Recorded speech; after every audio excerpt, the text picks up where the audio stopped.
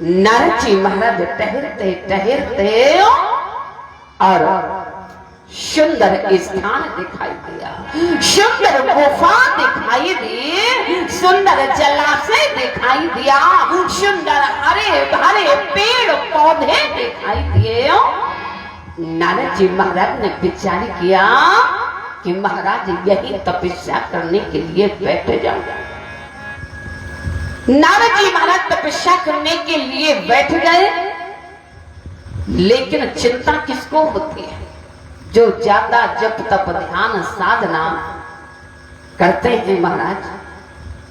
तो आजकल कुर्सी की पहले से भी है और आजकल भी कुर्सी की ज्यादा चिंता रहती है, कहीं हमारी कुर्सी ना छीन जाए महाराज। तो चिंता हुई इंद्रदेव को।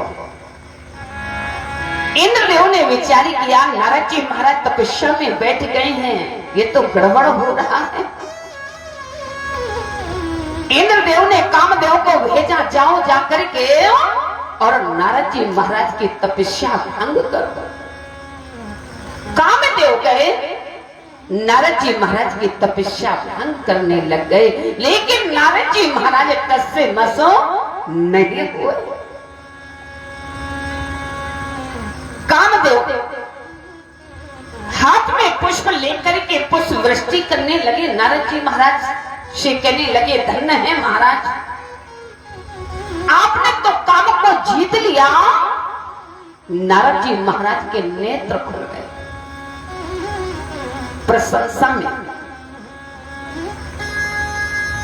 कई लोगों को आदत होती है प्रशंसा सुनने की, उसकी प्रशंसा करते रहे, वो अपने आप खुश रहेगा महाराज। वो इस लायक ना हो, प्रशंसा लायक ना हो, लेकिन प्रशंसा करते रहो तो वो प्रसन्न।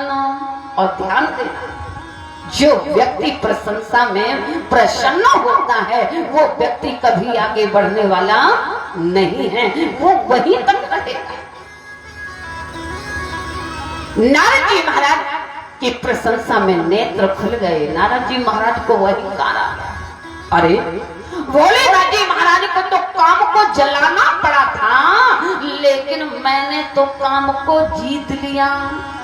ध्यान देना, जब नारद जी महाराज ने काम को नहीं चला सके तो थोड़ा बहुत तो शेष रहेगा महाराज। अब नारद जी महाराज गए भोलेनाथ जी महाराज के पास। अहंकार था। भोलेनाथ जी महाराज ने देखा, भोलेनाथ जी महाराज कहने लगे अरे नारद जी महाराज अभी तक कहाँ रहे?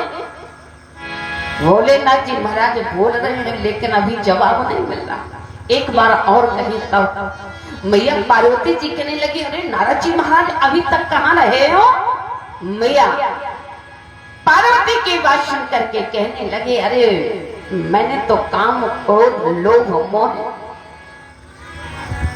जीत लिया महाराज, काम को जीत लिया। भोलेनाथ जी महाराज कहने लगे महाराज मेरा समय तो बर्बाद कर रहे हैं, लेकिन ऐसा समय किसी और को मत बर्बाद करना।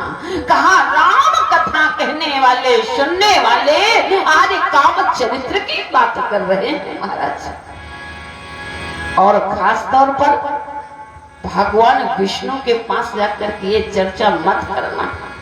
लेकिन कहा नारद जी महाराज को तो अहंकार है। नारद जी महाराज दौड़े दौड़े गए भगवान विष्णु के पास। भगवान विष्णु ने देखा और कहने लगे महाराज अभी तक कहाँ रहे? कहने लगे महाराज मैंने तो काम को जीत लिया।